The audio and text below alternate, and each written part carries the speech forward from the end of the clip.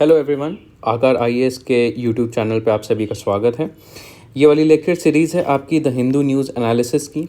तो इसमें जो भी करंट अफेयर की जो चीज़ें आती हैं, जो भी चीज़ें चल रही हैं हमारे आसपास, जो भी द हिंदू न्यूज़पेपर में चीज़ें आती हैं, हम इस पर्सपेक्टिव से उन्हें पढ़ेंगे कि ये एग्ज़ाम के पॉइंट ऑफ व्यू से कैसे रेलेवेंट है। एग्ज़ाम भी यूपीएससी, स्टेट पीएससी या कोई भी आपका और कॉम्पिटिटिव एग्ज़ाम हो गया जिसमें करंट अफेयर्स या जनरल नॉलेज पूछी जाती है, तो उसके दोनों प्रीलिम्स और मेंस के पर्सपेक्टिव दोनों से हम पढ़ेंगे, देखेंगे कि क्या क्या फैक्ट्स हैं जो हमें प्रीलिम्स से रिलेटेड याद रखने चाहिए, क्या क्या टाइप के एनालिसिस हैं जो कि हमें मेन से रिलेटेड याद रखने चाहिए, और हम इन सब को जीएस 1, 2, 3, 4 के पर्सपेक्टिव से हम एनालाइज करेंगे और देखेंगे कि ये एग्ज़ाम में कैसे काम आ सकता है। तो मेरा नाम है मृणाल कुमार। आज है 19 अक्टूबर, थर्सडे।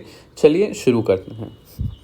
तो सबसे पहले हम लोग देखते हैं कि क्या क्या न्यूज़ आर्टिकल्स इंपॉर्टेंट आए हैं एग्ज़ाम के पॉइंट ऑफ व्यू से। सबसे पहले तो एक आप सभी जानते हैं हमास और इज़राइल, पैलेस्टीन और इज़राइल की कॉन्फ्लिक्ट, जिसमें अक्सर हमास और इज़राइली डिफेंस फोर्सेस का क्लैश हो रहा है आजकल। वो इसमें अभी हॉस्पिटल पे एक अटैक हुआ है जिसको काफ़ी ज़्यादा ग्लोबल क्रिटिसिज्म मिल रहा है, इसके बारे में देखेंगे। इंडिया और श्रीलंका के बीच में एक फेरी सर्विस स्टार्ट हुई है, ये आपका थोड़ा जोग्राफिकल पर्सपेक्टिव से इम्पॉर्टेंट है, ये हम देखेंगे। उसके बाद लार्ज लैंग्वेज मॉडल्स, ये आपका GS3 और आपका artificial intelligence and science and technology के पर्सपेक्टिव से इम्पॉर्टेंट है। उसके बाद एक आर्टिकल आया है मेजर ऑफ वर्किंग वुमेन, वो देखेंगे हम, ये भी आपका इकोनॉमी और सोसाइटी से रिलेटेड है। उसके बाद एक आर्टिकल आता है बॉर्डर एंड रोड इनिशिएटिव के बारे में, और ये आपका जनरली इंटरनेशनल रिलेशन GS2 का टॉपिक है। तो ठीक है, आगे हम देखते हैं कि क्या क्या इम्पोर्टेंट आर्टिकल्स आए हैं हमारे न्यूज़पेपर में। सबसे पहले तो आपका फ्रंट पेज पे हेडलाइन है, Israel and Hamas trade blame over the hospital blast.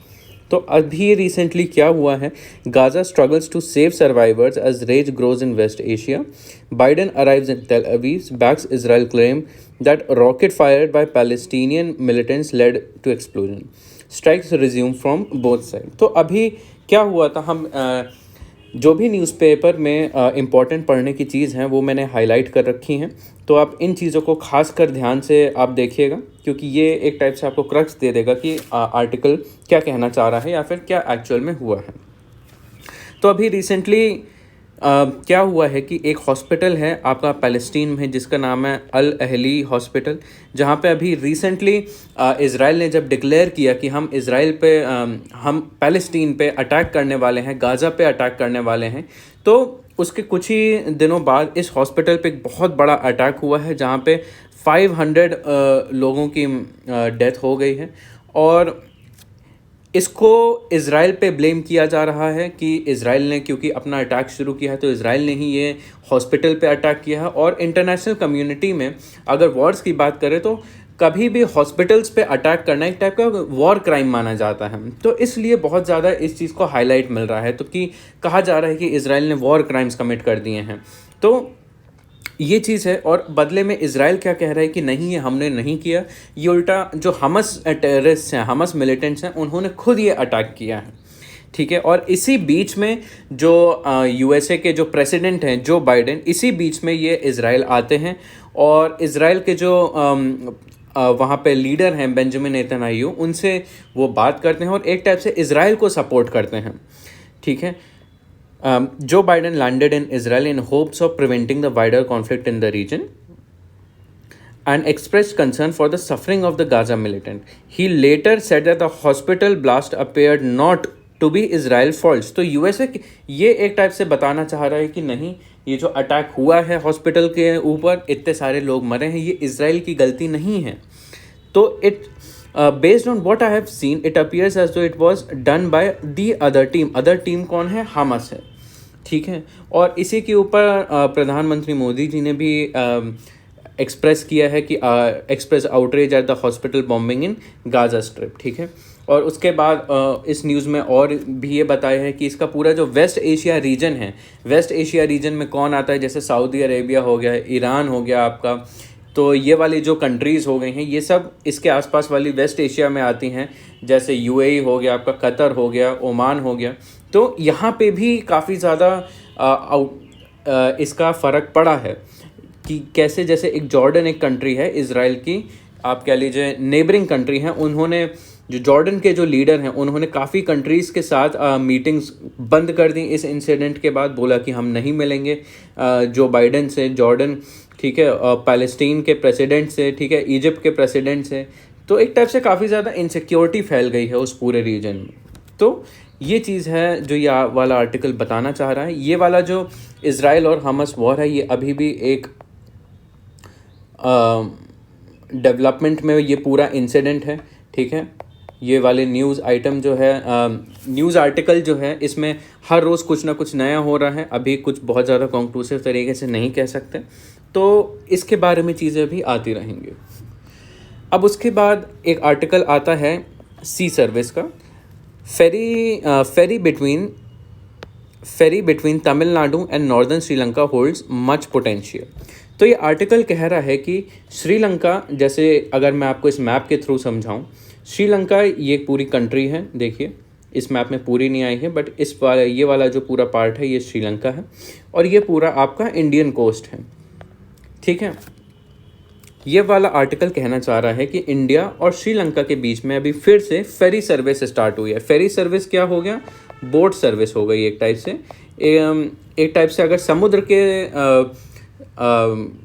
समुद्र के ऊपर से अगर हम लोग ट्रांसपोर्ट करना चाहते हैं तो फेरी जो होता है एक टाइप का मोड ऑफ ट्रांसपोर्ट होता है। जैसे कार एक टाइप का मोड ऑफ ट्रांसपोर्ट हो गया, आपका एरोप्लेन हो गया, आपके शिप्स हो गई। तो फेरी जो होती हैं वो छोटे साइज़ की बोट्स होती हैं जिसमें लोग जा सकें, लोग अपनी गाड़ियाँ उस पर रख के इधर उधर ट्रांसपोर्ट कर सकें। तो ये होता है आपका फेरी। तो ये आर्टिकल आपका बताना चाह रहा है कि अभी रिसेंटली एक फेरी सर्विस स्टार्ट करी है, फेरी सर्विस स्टार्ट करी है, ठीक है। सबसे पहली चीज़ ये है। उसके बाद पास्ट में भी कनेक्टिविटी रही है, लेकिन कुछ रीजंस की वजह से कनेक्टिविटी ख़राब होती रही है, ठीक है। ये भी हम अभी देखेंगे। और तीसरा इसका इम्पैक्ट बताया है कि इस फेरी सर्विस का क्या एक पॉजिटिव इम्पैक्ट हो सकता है अलग अलग एस्पेक्ट्स में। और चौथी चीज़ बताई है कि हाँ क्या क्या इम्प्रूवमेंट किए जा सकते हैं इसमें। तो चलिए एक बार आर्टिकल को हम देख लेते हैं। तो आर्टिकल ने आर्टिकल ने क्या बता रहा है, ये कहना चाह रहा है कंकेस नाथुराई एक श्रीलंका में जगह है, नॉर्दर्न प्रोविंस में जगह है, और नागपट्टिनम जो कि तमिलनाडु है, इसके बीच में फेरी सर्विस स्टार्ट हुई है, ठीक है। एक टाइप से सी लिंक इंडिया और श्रीलंका के बीच में स्टार्ट हो गया है फिर से, ठीक है। कहाँ से? अक्रॉस पाक स्ट्रेट से। अभी ये भी हम आपके मैप में देखेंगे कि ये लोकेशन कहाँ है, नागपट्टिनम कहाँ है, पाक स्ट्रेट कहाँ है, ठीक है। तो इसमें एक और चीज़ कही है कि इंडिया और श्रीलंका का एक ट्रेडिशनल मैरीटाइम रूट बना हुआ था। कौन कौन सा? एक तो तलईमन्नार टू रामेश्वरम, ये एक हो गया। दूसरा कोलंबो टू थूटिकुंडी, ठीक है। लेकिन ये जो है ये कहीं ना कहीं ये वाला जो मैरीटाइम रूट है ये सर्वाइव नहीं कर पाया, ये डिस्ट्रॉय हो गया ये मैरीटाइम रूट। क्या क्या रीज़न रहा है? जैसे इसमें बताया है, एक तो सिविल वॉर बताया है, ठीक है। 25 ईयर्स तक सिविल वॉर वहाँ पे चला है, ठीक है। दूसरा बताया है लॉस ऑफ पेट्रोनेज, ठीक है। और तीसरा रीज़न बताया है यहाँ पे कि जैसे एक बार डिज़ास्टर्स आ जाते हैं यहाँ पे कभी कभी, तो वो वाला भी एस्पेक्ट होता है, ठीक है। Lack of patronage. There was also the popular boat mail connecting Chennai and Talaimannar via Rameswaram and Dhanushkodi, ये भी हम देखेंगे मैप्स में कहाँ है, ठीक है। उसके बाद बताया cyclone in December 1964 devastated the Dhanushkodi and the civil war. तो यही चीज़ें बताई हैं, जो पहले सी रूट्स एग्जिस्ट करते थे वो डिस्ट्रॉय हो चुके थे, ठीक है, एंड हो चुके थे, डेवस्टेट हो चुके थे, ठीक है। उसके बाद क्या हुआ, काफ़ी समय तक सिर्फ एयर सर्विस ही चलती रही, बस एरोप्लेन के माध्यम से ही कनेक्टिविटी बनी रही थी। कहाँ पे? Between which covered Madurai and Tiruchi, ठीक है। और कुछ समय पहले चेन्नई और जाफना के बीच में एयर सर्विस फिर से स्टार्ट हुई, जिससे टूरिज़्म को बढ़ावा मिला। श्रीलंका में इंडियन टूरिस्ट जाने लगे, लगभग शुरुआत के 6 महीनों में ही ऑलमोस्ट 10,000 टूरिस्ट जाने लगे, तो ठीक है। अब तीसरी चीज़ ये आती है कि भाई सी रूट तो इस्टेब्लिश कर लिया, अब इसका फ़र्क क्या पड़ेगा, ये आपके थोड़ा मेंस के पर्सपेक्टिव से इम्पॉर्टेंट है। जब भी आपके बात करी जाए कि दो कंट्रीज़ के बीच में डायरेक्ट कनेक्टिविटी के क्या क्या इम्पैक्ट होते हैं, तो ये एक टाइप से वो वाले पॉइंट्स हैं। तो देखिए भाई, सबसे पहले कहीं भी आप डायरेक्ट कनेक्टिविटी इस्टेब्लिश करेंगे तो लोगों का आना जाना रहेगा।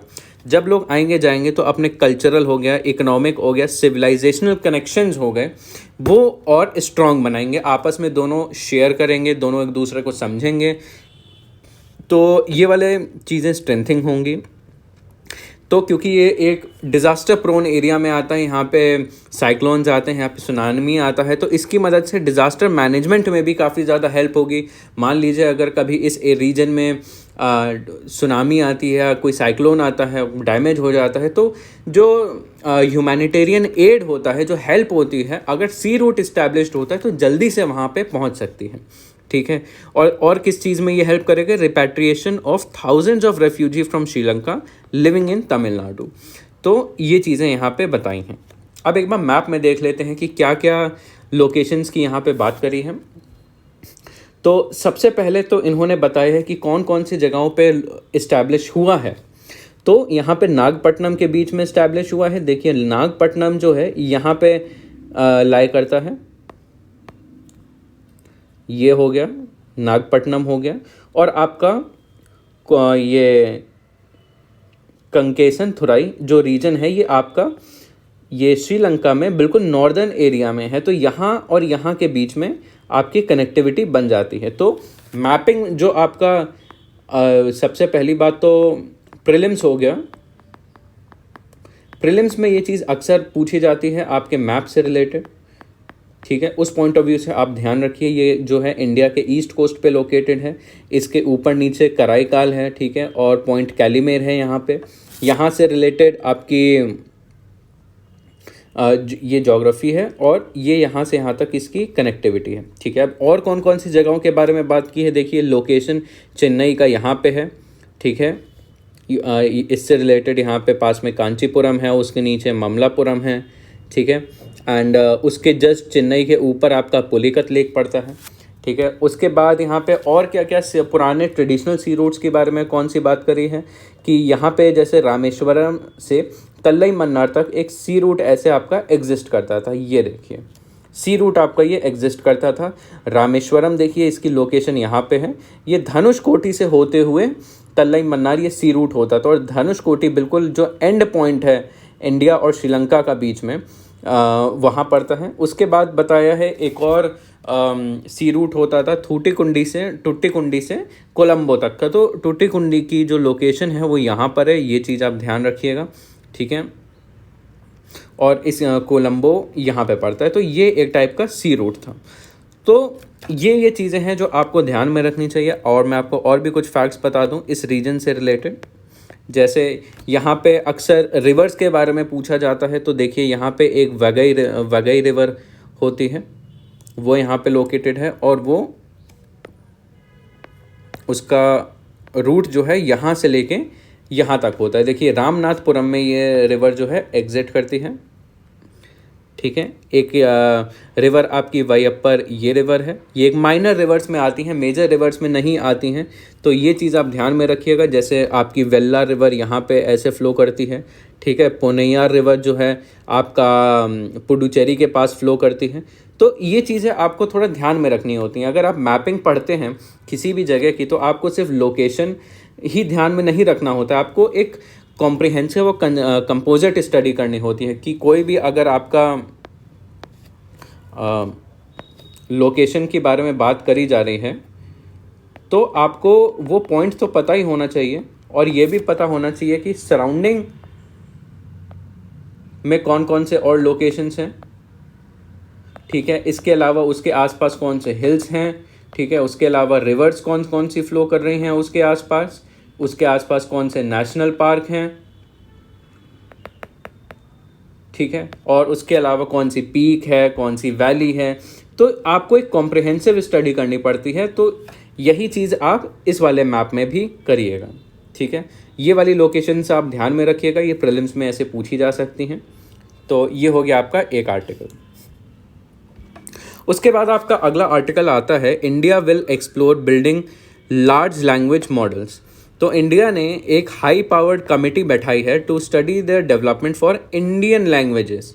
Large amount of private and foreign capital plus government fund needed to for deep tech, says Amitabh Kant. ठीक है, तो अभी हम देखेंगे आगे कि लार्ज लैंग्वेज मॉडल्स क्या होते हैं। तो कहीं ना कहीं सरकार जो है इसको काफ़ी ज़्यादा प्रमोट करने की कोशिश कर रही है, इसमें काफ़ी ज़्यादा इन्वेस्टमेंट करने की कोशिश कर रही है सरकार, और इसकी वजह से इसको फर्दर डेवलप करने की कोशिश की जा रही है। ठीक है, तो एक बार हम कुछ कीवर्ड्स देख लेते हैं इस आर्टिकल में, कीवर्ड्स क्या क्या बोले गए हैं। हम थ्योरी में जाने से पहले तो जो कीवर्ड्स हैं वो मैंने ब्लू में ऐसे हाईलाइट कर रखे हैं।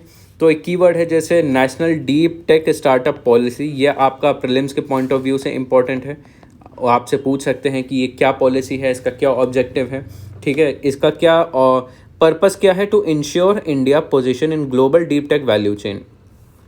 तो जो पूरे दुनिया में अलग अलग जगहों पे जो डीप टेक जो टेक्नोलॉजी है उसमें जो डेवलपमेंट हो रहे हैं बाकी देशों में, ताकि इंडिया उनसे कदम से कदम मिला के आगे बढ़ सके, इसलिए इसको इस स्टार्टअप पॉलिसी के थ्रू इसे प्रमोट किया जा रहा है। और किन सेक्टर्स में प्रमोट किया जा रहा है, सेमीकंडक्टर सेक्टर हो गया, आर्टिफिशियल सेक्टर हो गया, आर्टिफिशियल इंटेलिजेंस हो गया, स्पेस टेक्नोलॉजी हो गया। और उसके बाद यहाँ पे देखिए एक डीप टेक खुद एक कीवर्ड है, ये आप ध्यान में रखिएगा। अभी तक इसकी कोई प्रिसाइज डेफिनेशन नहीं है। और यहाँ पे एक और कीवर्ड है आपका पेशेंट कैपिटल। पेशेंट कैपिटल वो वाले स्टार्टअप्स होते हैं जो काफ़ी लॉन्ग टर्म स्टार्टअप्स होते हैं और जिनमें काफ़ी आगे चलने के बाद कुछ ना कुछ एक सक्सेस की गारंटी होती है। ये होते हैं आपके पेशेंट कैपिटल। तो एक बार हम अब देख लेते हैं इसके पीछे की थ्योरी।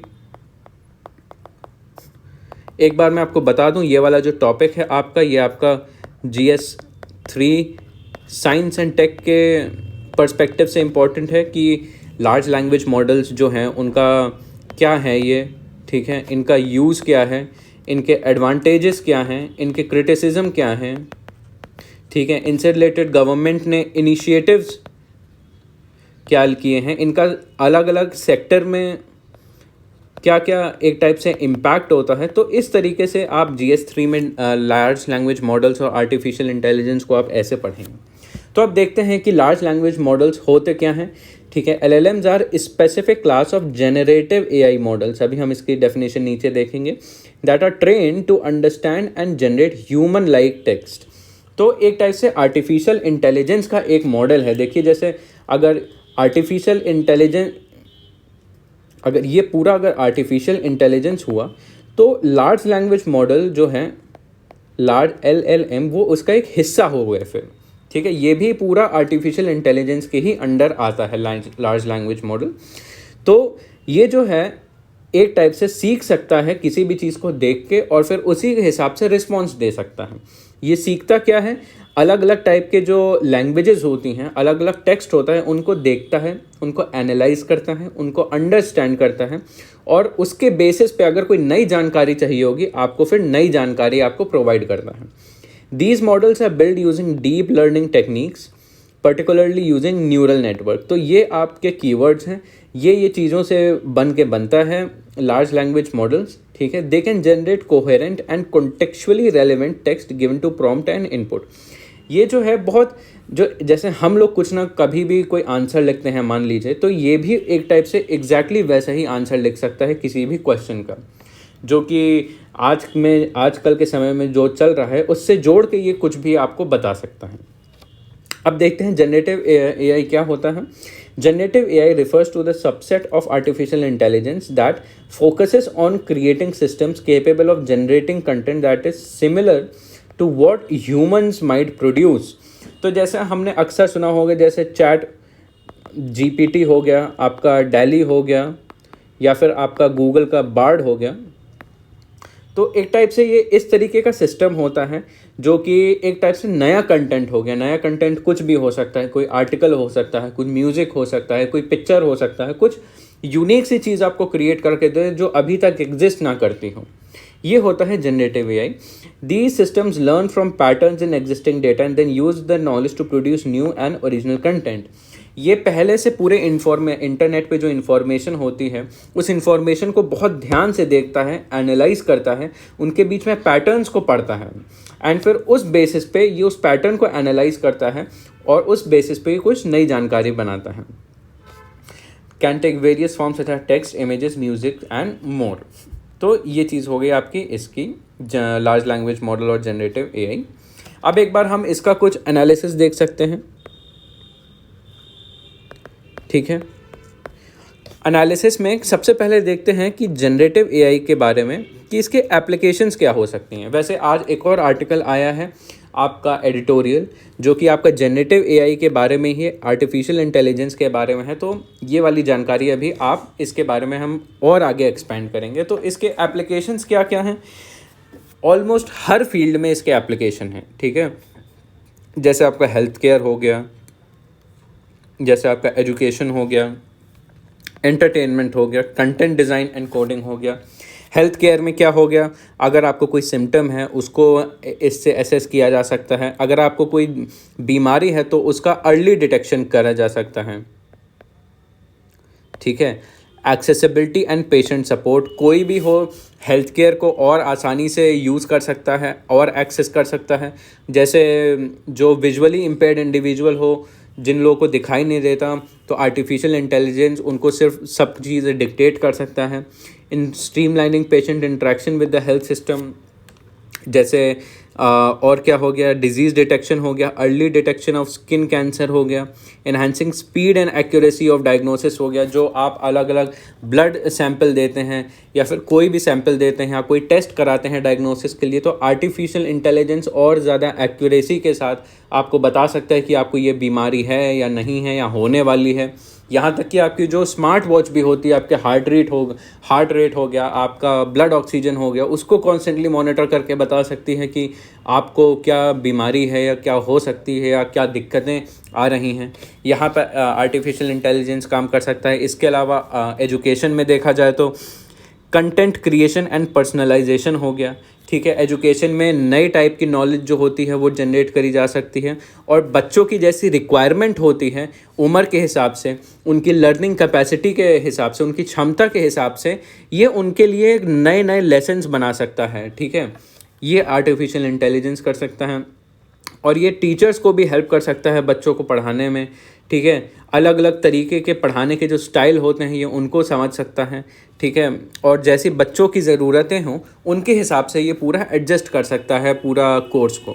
उसके अलावा असेसमेंट और फीडबैक, जो टेस्ट होते हैं अलग अलग, तो बच्चों की क्षमता के हिसाब से टेस्ट किए जाएँ, ठीक है।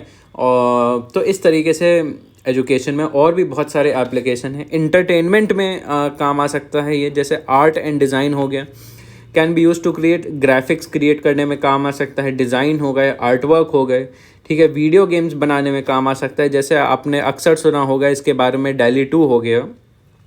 तो इसमें अगर आप कुछ भी टाइप करते हैं कि मुझे सनसेट की फ़ोटो देखनी है, तो ये आपको एक यूनिक सी सनसेट की फ़ोटो आपको बना के दे देगा। उसमें आप कुछ भी टाइप करें कि सनसेट की फ़ोटो हो, उसमें इतने पेड़ हों, इतने घर हों, लोग क्या कर रहे हों, ठीक है, इसमें इतने जानवर हो, तो वो सब कुछ आपको एग्जैक्टली वैसी फ़ोटो बना के दे देगा, आप जैसा उसको इंस्ट्रक्शन देंगे। किस पे? DALL-E 2 पे, ठीक है। म्यूज़िक बना सकता है। इसके अलावा आर्टिफिशियल इंटेलिजेंस है, अगर आप आपने अक्सर देखा होगा कि वॉइस मिमिक कर सकता है आजकल, ठीक है। फॉर इंस्टेंस जैसे पेटीएम है, आप कहीं भी पेटीएम करते हैं तो अमिताभ बच्चन की आवाज़ सुनाई देती है कि इतने रुपए प्राप्त हुए, तो अमिताभ बच्चन कैसे बोल रहे हैं, वो तो बोल नहीं रहा होगा यहाँ पे हर जगह आके। तो आर्टिफिशियल इंटेलिजेंस ने अमिताभ बच्चन की वॉइस को एनालाइज किया होगा, देखा होगा कौन से शब्द की क्या वॉइस होती है और फिर इन्होंने हर चीज़ के लिए उसे अडेप्ट कर लिया होगा, ठीक है। Songs can be generated in voice with the help of AI. Fashion में काम आ सकता है, नए डिज़ाइन बनाने में, ठीक है, इनोवेटिव कॉन्सेप्ट लाने में। उसके बाद कंटेंट डिज़ाइन और कोडिंग में काम आ सकता है, ठीक है, कि जैसे आप अलग अलग वेबसाइट पे जाके कोई भी आर्टिकल पढ़ते हैं, अब आर्टिकल जो है वो सीधे सीधे आर्टिफिशियल इंटेलिजेंस ही लिख सकता है। कोई भी अगर नया प्रोडक्ट बनाना हो तो उसको डेवलपमेंट करने में काम आ सकता है। कंटेंट समराइजेशन में बहुत काम आता है, जैसे अक्सर जैसे एक बार्ड एक सॉफ्टवेयर है गूगल का, वो भी आर्टिफिशियल इंटेलिजेंस का है, वो इस काम में बहुत अच्छा है। मान लीजिए आपने 10 पेज का कोई आर्टिकल पढ़ा या फिर मान लीजिए 2-3 हज़ार वर्ड्स का कोई आर्टिकल पढ़ा, आप इसमें बस कॉपी पेस्ट करके डालिए, बोलिए कि मुझे समराइज़ करके दो, आपको बस मात्र 100 वर्ड्स में आपको एक अच्छी सी समरी बना के दे सकता है जिसमें आप अच्छे से सब कुछ समझ सकते हैं। और इन्हांसिंग विजुअल कंटेंट बाय, और ये क्या कर सकता है, एनिमेशन ऐड कर सकता है, वॉइस ओवर हो गया, और बेसिकली कंटेंट की क्वालिटी इंप्रूव कर सकता है। तो ये तो हो गए आपके एप्लीकेशंस हो गए। उसके बाद देखते हैं हम कि चैलेंजेस क्या क्या हैं आर्टिफिशियल इंटेलिजेंस को लेके। ठीक है, इकोनॉमिक चैलेंजेस हैं among media and tech disruption, कि जैसे मार्केट्स इससे डिसरप्ट हो सकते हैं। ठीक है, इससे सोसाइटी में इनइक्वालिटी आ सकती है। ठीक है, इससे जो ह्यूमन क्रिएटिविटी है इससे ये रिड्यूस हो सकता है, क्योंकि अगर जैसे आर्ट वर्क्स हो गए, म्यूज़िक हो गए, अब जब आर्टिफिशियल इंटेलिजेंस ही सब बहुत अच्छा बना सकता है तो असली लोग फिर क्या ही बनाएं। ओरिजिनल आर्ट जब टेक्नोलॉजी क्रिएट कर सकती है और अच्छी ज़्यादा कर सकती है तो लोग फिर क्यों ही बनाएं। ठीक है, लोग और महंगी चीज़ क्यों खरीदें जब खुद ही बैठ के आर्टिफिशियल इंटेलिजेंस से कर सकते हैं ये। इससे कहा जा रहा है कि काफ़ी ज़्यादा जॉब लॉस हो सकता है, जैसे कंटेंट राइटिंग हो गया, डेटा एंट्री हो गया, फिलिंग आउट फॉर्म्स हो गया, जैसे कस्टमर सर्विस हो गई, रिसर्च हो गया, जैसे ब्लू कॉलर जॉब्स हो गई, लीगल सेक्टर्स हो गए, यहाँ पे जॉब लॉसेस हो सकते हैं। लेकिन ऐसा भी कहा जा रहा है कि there is no guarantee that generative AI will create new jobs. इससे जॉब्स तो जाएंगे ही, और इसकी कोई गारंटी नहीं है कि कोई नई जॉब भी इससे बनेगी इसके माध्यम से। ठीक है, उसके बाद इंडिया जो है इतना ज़्यादा तैयार नहीं है ऐसी इस तरीके की टेक्नोलॉजी के लिए। ठीक है, जैसे उनके पास चिप हार्डवेयर डिज़ाइन का कोई इंफ्रास्ट्रक्चर नहीं है। ठीक है, उनके पास इंडस्ट्रीज़ का इंफ्रास्ट्रक्चर नहीं है, डिज़ाइंस और पेटेंट्स वाले इशू आते हैं एक अक्सर इसमें। ठीक है, और ये भी देखिए, compare to China and US, India has significantly fewer experts with PhD in fields of related to AI. Limitation for training large language model, तो देखिए जो लार्ज लैंग्वेज मॉडल है उसको पहले ट्रेन करना पड़ता है। ट्रेन करने के लिए उसे ढेर सारा डेटा इनपुट करना पड़ता है। कि मान लीजिए किसी भी बच्चे को आप कुछ पढ़ाना चाह रहे हैं, कुछ सिखाना चाह रहे हैं, पहले उसके सामने वो इन्फॉर्मेशन उसे देनी पड़ेगी, किताबें देनी पड़ेंगी, आर्टिकल्स देने पड़ेंगे ताकि वो समझ पाए।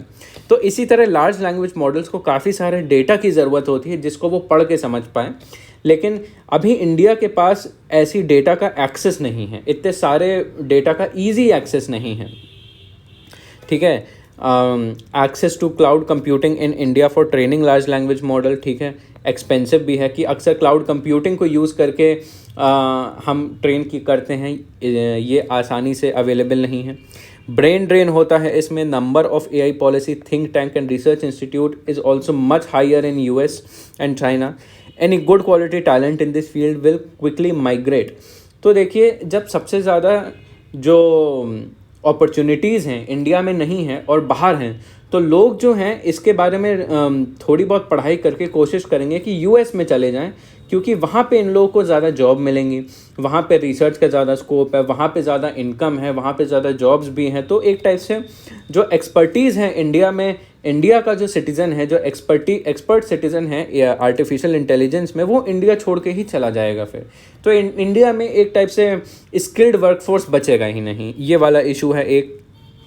और इंडिया के पास एक कॉम्प्रिहेंसिव और कंपोजिट स्ट्रैटेजी नहीं है अभी फ़िलहाल। इस चीज़ को अभी काफ़ी अच्छे से समझा नहीं गया है, इस चीज़ से रिलेटेड अभी स्ट्रैटेजीज़ नहीं बनाई गई हैं। तो ये एक टाइप से दिक्कत है, चैलेंज है जनरेटिव एआई के। उसके बाद देखते हैं सरकार ने क्या क्या इनिशिएटिव लिए हैं आर्टिफिशियल इंटेलिजेंस के फील्ड में। ये आपको ध्यान में रखना है, ये भी आपका प्रीलिम्स में काफ़ी पूछा जा सकता है। ठीक है, तो क्या क्या है आप एक बार मैं हाईलाइट कर दे रहा हूँ, आप इनको एक बार पॉज करके पढ़ लीजिए। तो सबसे पहले तो national artificial intelligence portal of India है, ये 2020 में लॉन्च हुआ है। ये एक वन स्टॉप डिजिटल प्लेटफॉर्म है आर्टिफिशियल इंटेलिजेंस का। ठीक है, और ये अलग अलग जो इनिशिएटिव्स हैं उनको शोकेस करता है। ठीक है, उसके बाद है responsible AI for youth program. Responsible AI for youth program है, ठीक है, launch along with the portal aim to empower young students with skill and knowledge to create meaningful social impact solution through AI. उसके बाद है global partnership on artificial intelligence, जिसको GPAI भी कहते हैं, India is a founding member, is an international and multi-stakeholder initiative to guide the responsible development of AI, grounded on human rights. तो basically ये कहना चाह रहा है कि जितने भी कुछ कंट्रीज़ हैं, कंट्रीज़ ने साथ मिलके एक ये वाला इनिशिएटिव लॉन्च किया है ताकि जो आर्टिफिशियल इंटेलिजेंस है वो आजकल जो है ग्लोबल फिनोमिना है, तो ग्लोबली यूनिफॉर्म पॉलिसीज़ हों इससे रिलेटेड अलग अलग फील्ड में, और human rights, inclusion, diversity, innovation, economic growth से रिलेटेड पॉलिसी सबकी एक हो, इसलिए है।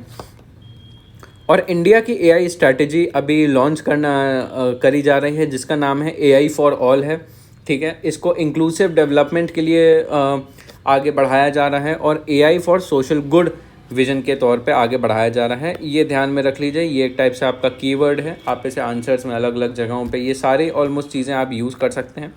उसके बाद है फ्यूचर स्किल्स प्राइम प्रोग्राम है, launch by ministry with partnership with NASSCOM है, is a business to consumer framework for reskilling upskilling IT professional emerging technologies including AI। तो लोग आर्टिफिशियल इंटेलिजेंस के मामले में पीछे ना छूट जाएं, तो उनको और ज़्यादा स्किल और ज़्यादा ट्रेनिंग प्रोवाइड करने के लिए है। ये क्या करता है, ऑनलाइन कोर्सेज प्रोवाइड करता है, असेसमेंट प्रोवाइड करता है, सर्टिफिकेशन प्रोवाइड करता है, ठीक है। उसके बाद हम आते हैं, ये आपका हो गया ये वाला आर्टिकल। अब हम देखते हैं क्या क्या इंपॉर्टेंट एडिटोरियल्स आए हैं, उनके क्या एनालिसिस हैं। तो सबसे पहले आपका एक आर्टिकल आता है measure of the working women. तो एक बार इसके बारे में बता दूं ये कहाँ कहाँ इसका रेलेवेंस क्या है। तो ये इसका रेलेवेंस है आपका GS 1 में आपका वुमेन एम्पावरमेंट और ऑर्गेनाइजेशन में, ठीक है। और इसके बाद ये आपका GS 3 इकोनॉमी में इम्पॉर्टेंट है, ठीक है। और ये आपका GS 2 में भी इम्पॉर्टेंट है, किसमें, सोशल जस्टिस में, social justice and vulnerable sections.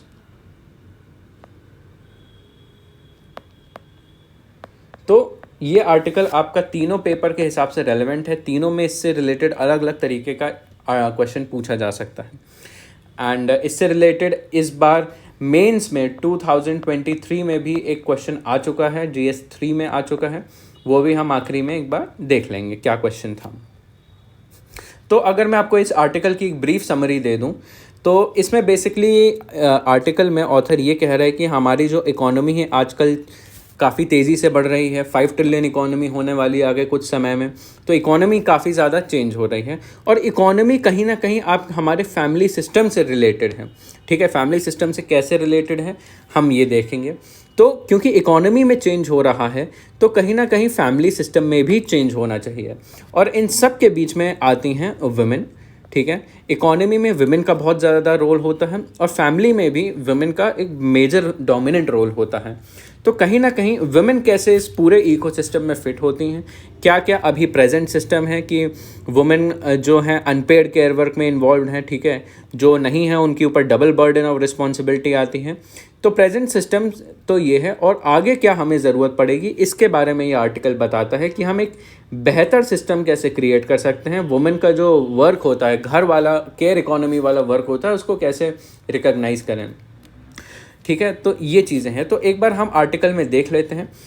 तो आर्टिकल में ऑलमोस्ट जो भी रेड में है ये आपके एक टाइप से आर्गूमेंट्स हो गए रेड में,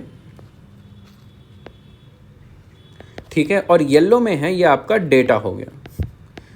तो इस हिसाब से आप इसको पढ़ सकते हैं। तो सबसे पहले जो ऑथर हैं उन्होंने बोला है, it is a truth universally acknowledge that the parent working outside and the home must have someone to take care of the child, ठीक है। तो ये सबसे पहले कि इसमें इंडिया फैमिली सिस्टम की यहाँ पे बात करी है कि जनरली जो फादर्स होते हैं ये घर के बाहर काम करते हैं, और जो मदर्स होती हैं ये चाइल्ड केयर का और एल्डरली केयर का काम करते हैं। जनरली ये हमारा मॉडल रहा है फैमिली सिस्टम का, लेकिन आजकल जो इकोनॉमी जो ग्रो कर रही है उसमें ये मॉडल सूटेबल नहीं हो रहा है, ठीक है। There are two, if the country is to grow women must be included. कहीं ना कहीं जो हमारा फैमिली सिस्टम है इसमें वुमेन जो हैं वो एक्सक्लूडेड हैं। वुमेन सिर्फ फैमिली एंड होम में ही सीमित हैं, ठीक है। और अगर हम अपना इकोनॉमी को आगे बढ़ाना चाह रहे हैं तो हमें वुमेन को आगे और बढ़ावा देना पड़ेगा, ये कहना चाह रहा है। तो ये कैसे कर सकते हैं, ठीक, दो तरीके से कर सकते हैं। शुरुआत में ऑथर कहना चाह रहा है कि जो वुमेन जो घर पे काम करती हैं उसकी हम वैल्यू करना शुरू कर दें, उसकी एक इकोनॉमिक वैल्यू हम करना शुरू कर दें। एक टाइप से उनका जो वर्क है उसके लिए भी उन्हें पे किया जाए। और दूसरी बात ये, वुमेन जो है घर से निकल के बाहर इकोनॉमिक एक्टिविटी में पार्टिसिपेट करें। तो यहाँ पे एक बहुत अच्छी लाइन बोली है इकोनॉमिस्ट क्लॉडिया गोल्डन ने, जो कि 2023 नोबेल प्राइज़ विनर है। इन्होंने बोला, all women work but not all of them get paid, कि जितनी भी महिलाएं हैं सभी काम करती हैं, कुछ ना कुछ प्रोडक्टिव काम करती हैं, बट हर किसी को कॉम्पनसेशन नहीं मिलता। तो अब हम कुछ डेटा देख लेते हैं। डेटा क्या है? नेशनल टाइम यूज़ सर्वे। आप इस डेटा को अपने मेंस में बहुत अच्छे से यूज़ कर सकते हैं, और डेटा जब भी आप लिखते हैं तो मार्क्स भी आपके और ज़्यादा आते हैं। डेटा जनरली आपका एक टाइप से वैल्यू एडिशन के तरीके से काम में आता है। तो आप इसलिए डेटा जब भी आप देखें तो कहीं ना कहीं उसको आप नोट कर लें, और कोशिश करिए कि अपने आंसर्स में उस डेटा का अच्छे से भरपूर इस्तेमाल करें। इससे आपका आंसर दूसरों से अलग दिखता है। तो सबसे वापस आते हैं क्या क्या डेटा इसमें बताया है वुमेन और इकोनॉमी से रिलेटेड। तो सबसे पहला बताया है नेशनल टाइम यूज़ सर्वे की बात करिए, जो कि 2020 में लॉन्च हुआ था। किसने लॉन्च किया था? नेशनल स्टैटिस्टिक्स ऑफिस ने। इसने बताया था, डिफरेंसेस बताए हैं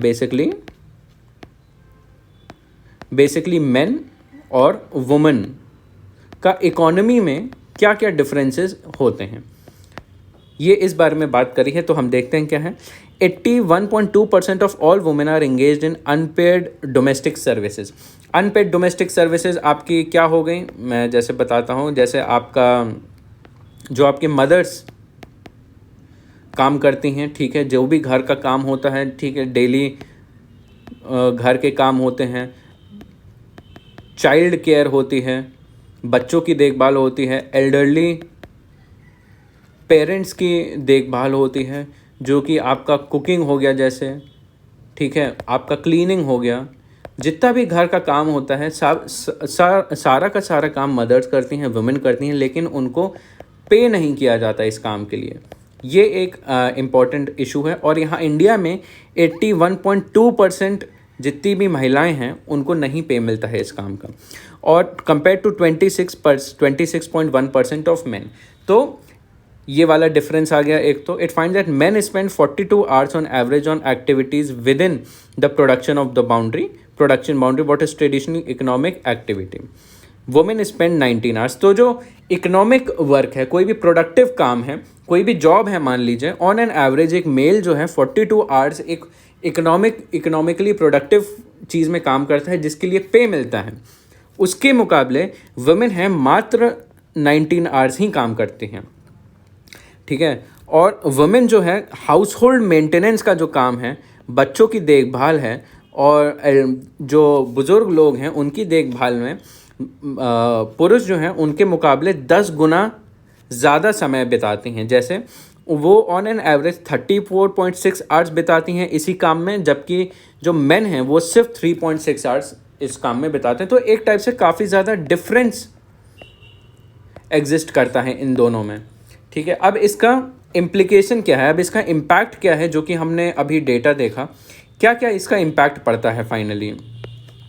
तो ब्लू में मैंने आपको कीवर्ड बताया है। कीवर्ड है कि भाई जो वर्किंग वुमेन है, खासकर जो वुमेन जॉब्स करती हैं आज के समय में, उनके ऊपर डबल बर्डन आ जाता है रिस्पॉन्सिबिलिटी का। डबल बर्डन का मतलब क्या होता है?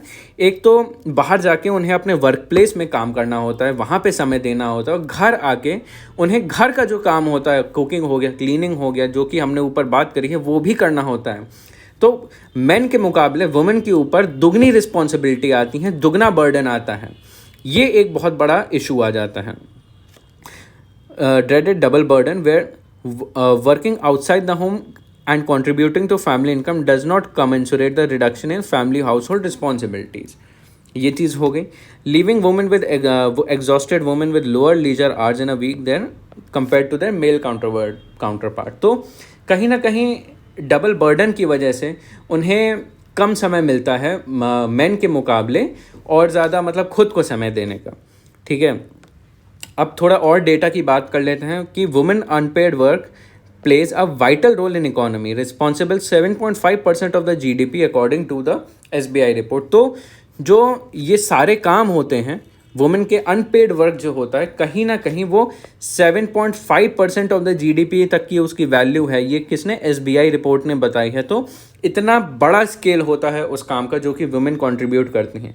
अगर वुमेन को उस चीज़ का कॉम्पनसेशन मिलने लगा तो सोचिए GDP में कितना ज़्यादा ग्रोथ होने लगेगा। उसके बाद ये होता है, ये बताया है कि क्या क्या हम सल्यूशन कर सकते हैं इस चीज़ को इम्प्रूव करने के लिए। ठीक है, सरकार क्या क्या कर सकती है इस चीज़ को कम करने में और वुमेन को और एम्पावर करने में। तो government should change the way they value this labour. तो इस जो ये लेबर है, अनपेड लेबर है, इसका हम मेजरमेंट कैसे करें और कैसे लगाएं कि इसकी क्या वैल्यू है पैसे के टर्म्स में। एक टाइप से इसको सेट कर देना चाहिए गवर्नमेंट को, कोई ना कोई मेजरमेंट ले आना चाहिए, कोई ना कोई सिस्टम लाना चाहिए जिससे पता चल सके कि वुमेन ने इतना काम इतने समय में इस नेचर का काम किया है तो उसकी क्या वैल्यू हो सकती है। India can call for and lead the change in the international defined system of national account. तो जो GDP कैलकुलेट करने का तरीका है, कहीं ना कहीं हम उसमें चेंज करके हम इस चीज़ को इनकॉर्पोरेट कर सकते हैं। ठीक है, when uncounted women's work remains invisible which has implication for labour and employment policies. ठीक है, for example statistical invisibility push household labour outside the realm of protective labour legislation. तो अगर हम ये चीज़ करते हैं, हम उनके लिए कोई मेजरमेंट ले आएँ, उनको भी एज अ फॉर्मल लेबर देखने लगें, तो एक तो इससे GDP को इम्प्रूव होगा और सेकेंडली जो लेबर लॉज हैं वो उन पे भी अप्लाई होंगे। तो जो वेलफेयर वाली चीज़ें हैं लेबर की, लेबर को प्रोटेक्शन के लिए जो प्रोवाइड करती है गवर्नमेंट, तो ये चीज़ उन प्रोटेक्शन उन्हें भी मिलेंगी। ठीक है, उसके बाद एक दूसरी चीज़ बताई है, एक दूसरा एस्पेक्ट बताया है, supporting women working outside the home. ठीक है, तो ये चीज़ तो हमें करनी चाहिए कि जो वुमेन घर पे काम कर रही हैं, अनपेड काम कर रही हैं, उन्हें सपोर्ट किया जाए। जो वुमेन डबल बर्डन से गुजर रही हैं, घर के साथ साथ बाहर काम कर रही हैं, उनको सपोर्ट किया जाए। और जो वुमेन घर के बाहर काम कर रही हैं, उन्हें घर के बाहर भी सपोर्ट करना चाहिए। ठीक है, क्योंकि जो वुमेन काम करती हैं बाहर, उन्हें भी काफ़ी सारे इश्यूज़ आते हैं। जैसे यहाँ पे बात की है बोथ पेरेंट्स वर्क्स।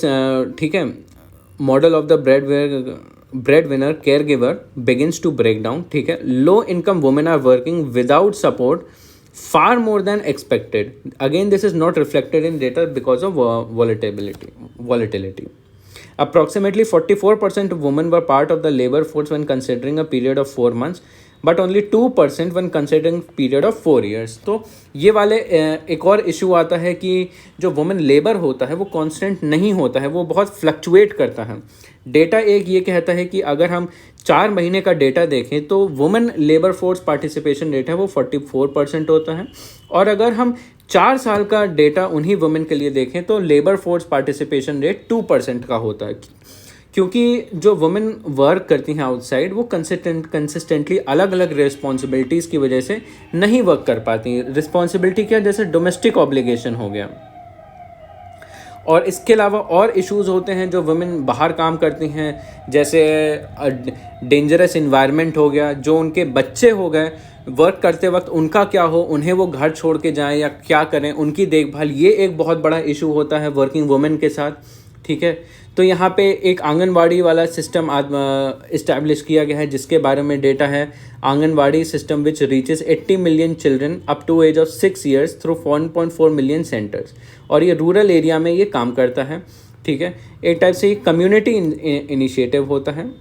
ठीक है, अब इसके अलावा और इसके सल्यूशन क्या होते हैं कि जो वर्किंग वुमेन है उनके लिए क्रेच बना दिए जाएं।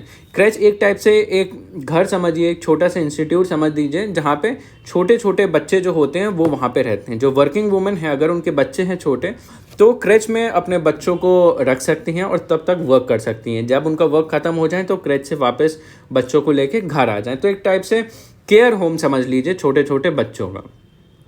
तो क्रेच के फ़ायदे क्या होते हैं? Help mothers to build a stable career and give children who could otherwise be exposed at work. ठीक है, और इसके अलावा जो चाइल्ड केयर और प्री स्कूल जो वाला जो इकोसिस्टम आजकल इमर्ज हो रहा है उसको और बढ़ावा दिया जाए। तो ये सारी चीज़ें आर्गूमेंट्स इस वाले आर्टिकल में डिस्कस किए गए हैं।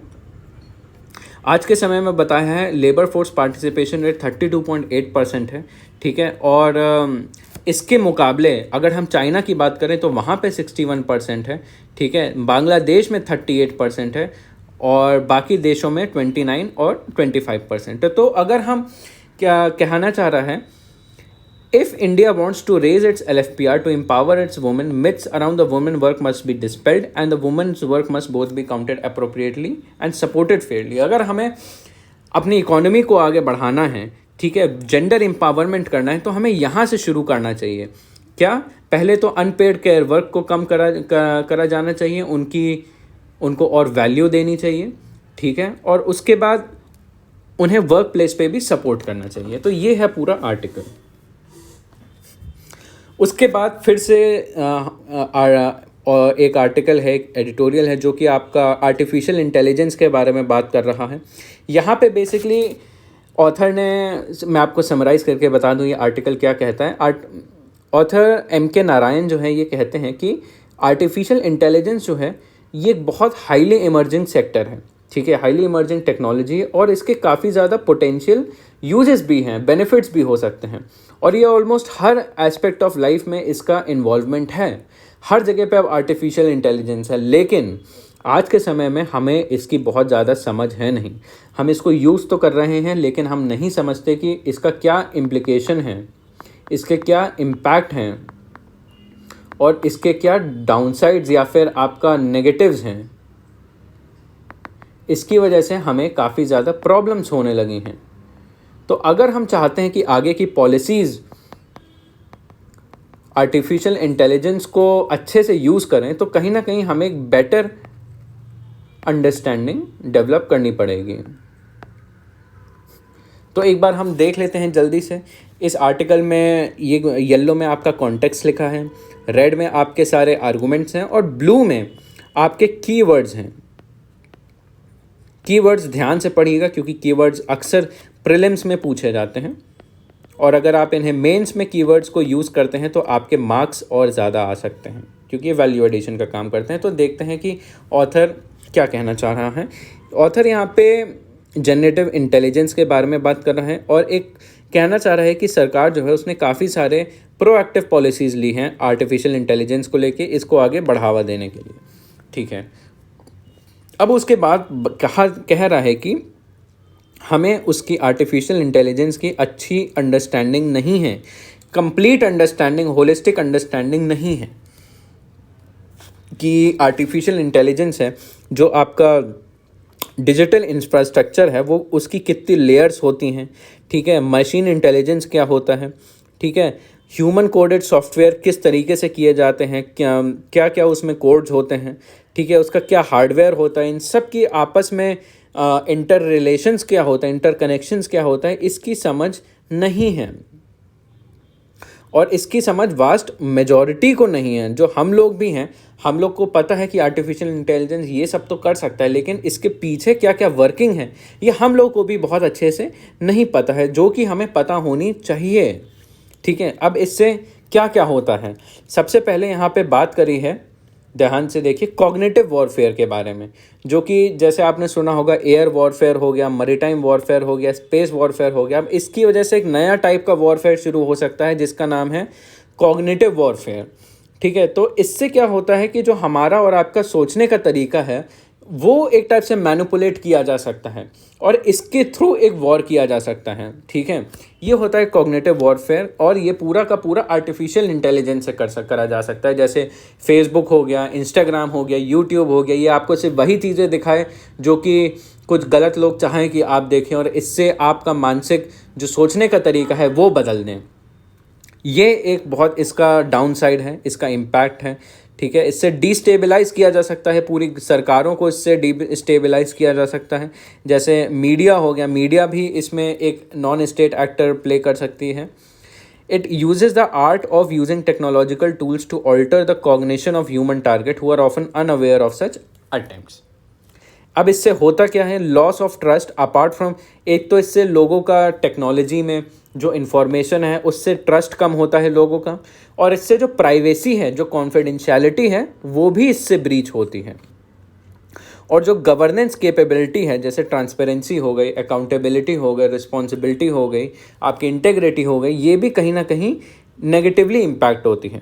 ठीक है, और इससे जो लोग हैं, लोगों का सोचने का तरीका हो गया, उनका बर्ताव हो गया, उनका जो साइकोलॉजी हो गई, उसको एक टाइप से पूरा चेंज किया जा सकता है। तो ये एक इसका बहुत डेंजरस आप कह लीजिए साइड आपका ड्रॉबैक हो गया।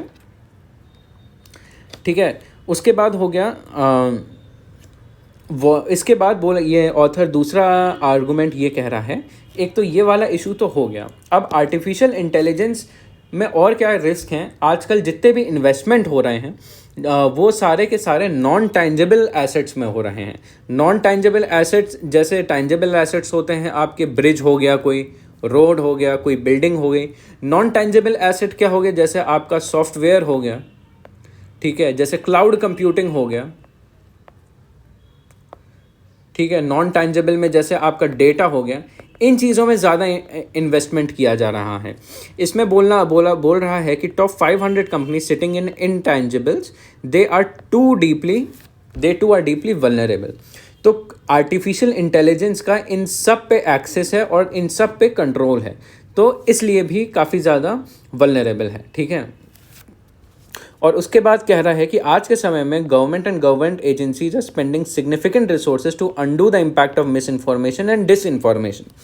ठीक है, अब इन सब की वजह से क्या हो रहा है, काफ़ी ज़्यादा मिस इन्फॉर्मेशन और डिस इन्फॉर्मेशन फैल रहा है। जैसे फेक न्यूज़ हो गया, फेक न्यूज़ जैसे आप अक्सर व्हाट्सएप पे देखते हैं, लोग कुछ भी भेज के सेंड करते हैं, फॉरवर्ड करते हैं, लोग उस पर विश्वास कर लेते हैं। इसकी वजह से क्या होता है, मॉब लिंचिंग होती है, काउ विजिलेंटिज्म होता है और कम्युनलिज्म फैलता है इसको अब ये क्या है, आर्टिफिशियल इंटेलिजेंस की वजह से और ज़्यादा फैल रहा है, और इसको कम करने के लिए अब उल्टा सरकार और ज़्यादा पैसा इन्वेस्ट कर रही है। तो ये एक टाइप से इसका काफ़ी ज़्यादा ड्रॉबैक है। और ये भी क्यों हो रहा है, क्योंकि हमें बहुत ज़्यादा अंडरस्टैंडिंग नहीं है। हम पहले एक तो आर्टिफिशियल इंटेलिजेंस को प्रमोट करते हैं, उसके बाद उसके नेगेटिव इम्पैक्ट को कम करने के लिए और पैसा खर्च करते हैं, और इन सब से क्या होता है, ट्रूथ डिके होता है। ये भी आपका एक कीवर्ड है, इसको आप कहीं नोट कर लीजिएगा। ट्रूथ डिके मतलब जो सच है, सच के ऊपर जो भरोसा होता है लोगों का, वो कम होने लगता है। ठीक है, अब उसके बाद कह रहा है ऑथर कि अब इसके आगे एजीआई भी बढ़ता जा रहा है। एजीआई क्या है, आर्टिफिशियल जनरल इंटेलिजेंस है।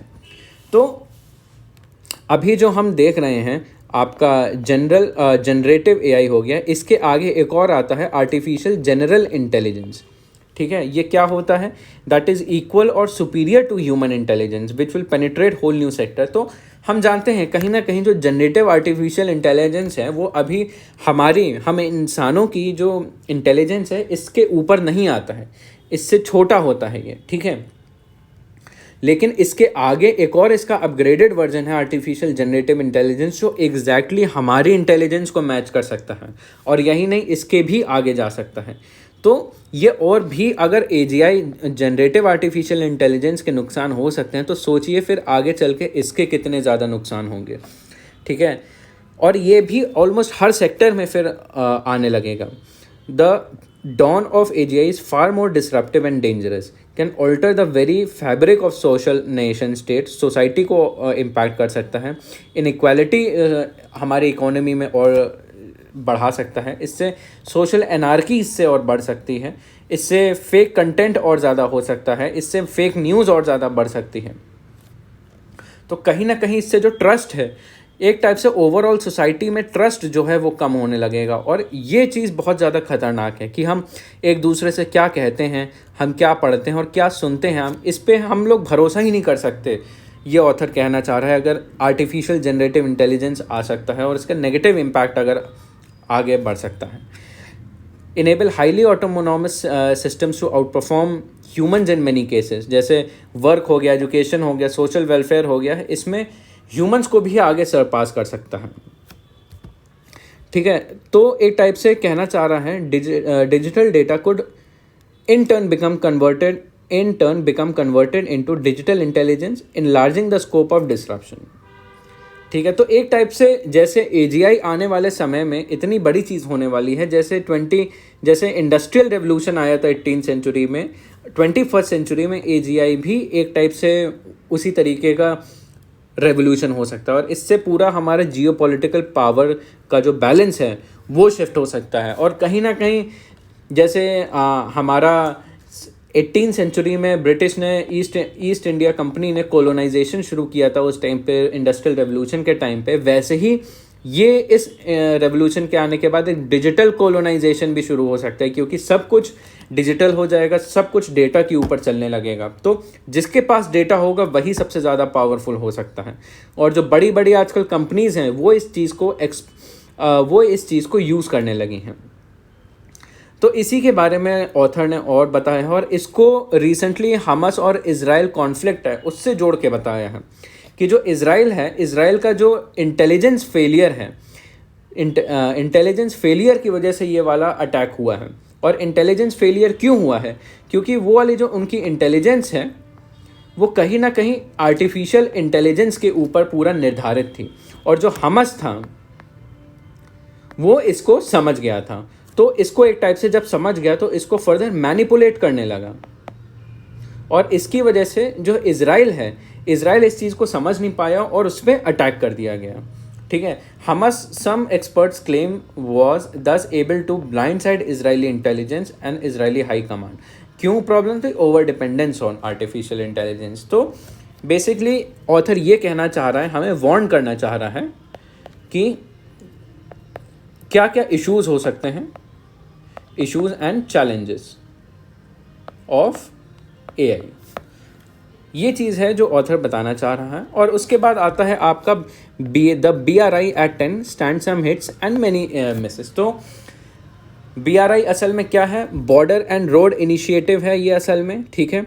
ये इसके बारे में हम अभी आगे और देख लेंगे। तो ये एक टाइप से चाइना का एक इंफ्रास्ट्रक्चर प्रोग्राम है। ठीक है। तो इसमें ऑथर बताता है, एक टाइप से ओवरऑल समरी देता है कि भाई ये जो इनिशिएटिव है चाइना का, BRI इनिशिएटिव है, इसे 10 साल हो गए हैं और आज के समय में इसका क्या स्टेटस है। ठीक है। तो सबसे पहले यहाँ पे बात करी है कि इसका क्या पर्पस रहा है। ठीक है। इसमें इसने 5 पर्पस बताए हैं कि जो चाइना का BRI इनिशिएटिव है, ये एक टाइप से चाइना का मार्शल प्लान है। तो अभी मार्शल प्लान क्या है ये हम अगले स्लाइड में देख लेंगे। ठीक है। उसके बाद बोला है कि एक टाइप से BRI से ग्लोबलाइजेशन को और बढ़ावा दिया जा रहा है, और ग्लोबलाइजेशन की जो शॉर्टकमिंग है उसको कम किया जाना चाह रहा है। ठीक है। और उसके बाद जो हम जानते हैं जो स्ट्रेट ऑफ मलक्का है वो एक टाइप से बहुत important global maritime trade route है, और वो बहुत वल्नरेबल है चाइना के लिए। वहाँ से चाइना का ऑलमोस्ट सारा इंपोर्ट एक्सपोर्ट होता है, और वो एक बहुत डेलिकेट पोजीशन पे है, चाइना से काफ़ी दूर है। तो उस पर डिपेंडेंस कम हो इसलिए BRI को और बढ़ावा दिया जा रहा है। ठीक है। उसके अलावा क्या कहते हैं, BRI से रिलेटेड काफ़ी ज़्यादा प्रॉफिट होने की भी संभावना है, इसलिए उसे आगे बढ़ावा दिया जा रहा है। और BRI का पूरा जो प्रोजेक्ट है बाकी कंट्रीज़ के साथ मिलकर जो प्रोजेक्ट बढ़ावा दिया जा रहा है ये चाइनीज़ करेंसी में ही किया जाएगा। तो कहीं ना कहीं इससे डॉलर को कम किया जाए और चाइनीज़ की करेंसी को और दुनिया में बढ़ाया जाए, ये इसका मोटिव है। तो अब इसके बारे में एक डेटा दिया है इस आर्टिकल में कि वर्ल्ड बैंक ने बताया है कि भाई world bank 675 people are without electricity globally. ठीक है। 2.3 billion people lack portable water, 450 million live beyond coverage of broadband signal. तो वर्ल्ड बैंक के हिसाब से कुछ ये इश्यूज़ हैं दुनिया में, ये लोगों के पास इलेक्ट्रिसिटी नहीं है, वाटर नहीं है, इंटरनेट नहीं है। तो BRI से कहीं ना कहीं इन गैप्स को फिल किया जाएगा, फिल किया जाने का ऑब्जेक्टिव है। तो bridging the infrastructure gap will need capital infusion. तो इतना पैसा टोटल इस चीज़ में लगेगा। और चाइना का जो BRI है, जो एक टाइप से मार्शल प्लान है, वो एक टाइप से इन सब चीज़ों का सल्यूशन कहा जा रहा है। BRI में क्या होगा? रोड बनेगा, पावर प्लांट्स बनेंगे, पोर्ट्स बनेंगे, रेलवे बनेंगे, डिजिटल इंफ्रास्ट्रक्चर यहाँ पे बनाया जा रहा है। अब लेकिन इसके बाद बात करिए कि भाई रियलिटी क्या है इस पूरे प्रोजेक्ट की, ठीक है। इस प्रोजेक्ट की ग्राउंड रियलिटी ये है कि इसके काफ़ी ज़्यादा नेगेटिव्स हैं, इसके काफ़ी ज़्यादा डाउन साइड्स हैं, ठीक है। क्या क्या है, जैसे इकोलॉजिकल डैमेज हो गया आपका, लोगों का डिस्प्लेसमेंट हो गया, लोगों को लेबर में, जो लोग इस इंफ्रास्ट्रक्चर को बना रहे हैं, जो लेबर हैं, उनको अपना पैसा नहीं मिल रहा है, ठीक है। इंडोनेशिया में क्या इशू आ रहा है कि जो चाइनीज़ लेबरर्स हैं वो लोकल लेबरर की जगह लेने लगे हैं। जो लानोस कंट्री है वहाँ पे क्या बीआरआई का इम्पैक्ट हो रहा है कि जैसे जो मेकोंग वहाँ की जो मेजर रिवर है, वहाँ पे जो लेबर्स हैं उनको कॉम्पनसेशन नहीं मिल रहा है। वहाँ पे डैम्स बना रहा है चाइना बीआरआई के अंडर, तो वहाँ पे काफ़ी ज़्यादा ड्राउट्स पड़ रहे हैं, ठीक है। और उधार बहुत बढ़ रहा है लानोस का बीआरआई के प्रोजेक्ट में, लगभग उनका 65% जो जीडीपी है वो सिर्फ चाइना पे उधार का है। और उसके अलावा जो चाइना पाकिस्तान इकोनॉमिक कॉरिडोर है, आगे चल के इसको भी मैप पे दिखाऊंगा, ये भी काफ़ी ज़्यादा डाउटफुल है, क्योंकि जो चाइना ने बोला था इस प्रोजेक्ट के अंदर हम जो ग्वादर पोर्ट बनाएंगे, तो चाइना जो है 91% ऑफ द प्रॉफिट उस पोर्ट का जो पाकिस्तान में है खुद ही अपने पास रख रहा है, और पाकिस्तान को उसका सिर्फ 9% मिल रहा है। तो इसके अलावा बात करी है कि भाई जो बीआरआई है उसके कुछ डाउनसाइड्स हैं, ठीक है। तो ये तो हो गया प्रोजेक्ट पूरा का पूरा चाइना का इंटरनेशनल कनेक्टिविटी का, लेकिन और कंट्रीज़ भी कुछ दूसरे प्रोजेक्ट इसी से मिलते जुलते लॉन्च कर रही हैं। जैसे यूएसए का हो गया जैसे डोनाल्ड ट्रंप ने लॉन्च किया था United states Japan infrastructure investment, Indo Pacific region में ये एक प्रोजेक्ट हो गया, ठीक है। जो बाइडेन एडमिनिस्ट्रेशन है उन्होंने लॉन्च किया था क्या, बिल्ड बैक बेटर इनिशिएटिव, ठीक है।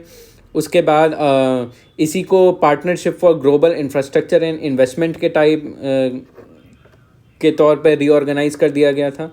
ये था क्या कि इंफ्रास्ट्रक्चर प्रोजेक्ट्स के लिए प्राइवेट कैपिटल को और इन्वेस्ट किया जा सके, और जैसे क्लाइमेट चेंज हो गया, एनर्जी सिक्योरिटी हो गया, हेल्थ केयर हो गया, इन सब में उनको चैनलाइज किया जा सके।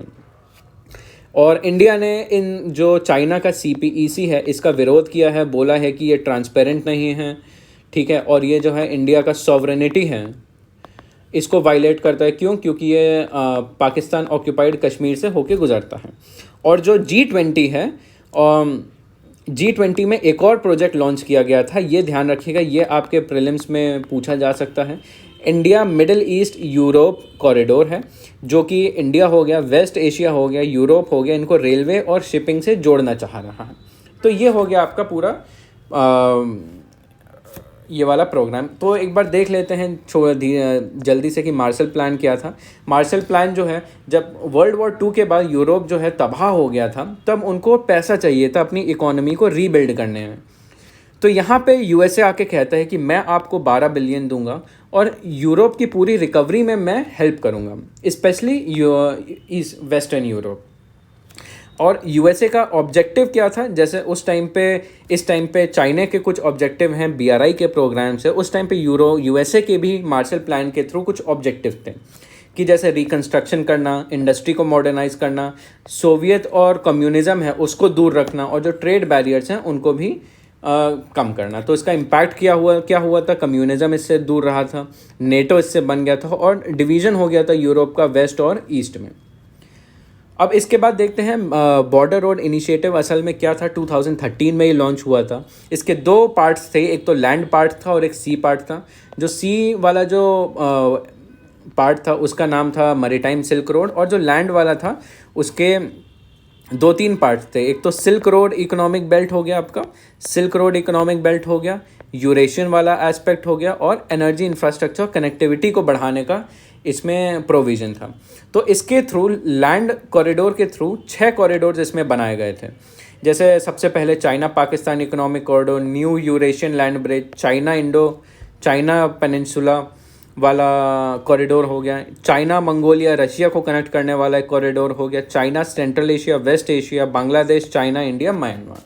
तो अगर इस वाले मैप में आप देखें तो जो ऑरेंज में है, ये पूरा ऑरेंज में है, ये आपका पार्ट 1 वाला है, लैंड वाला, ठीक है। और उसके बाद जो आप देख रहे हैं ये पूरा ब्लू वाला है, ये आपका मैरीटाइम सिल्क रूट है, ठीक है, मैरीटाइम सिल्क रूट।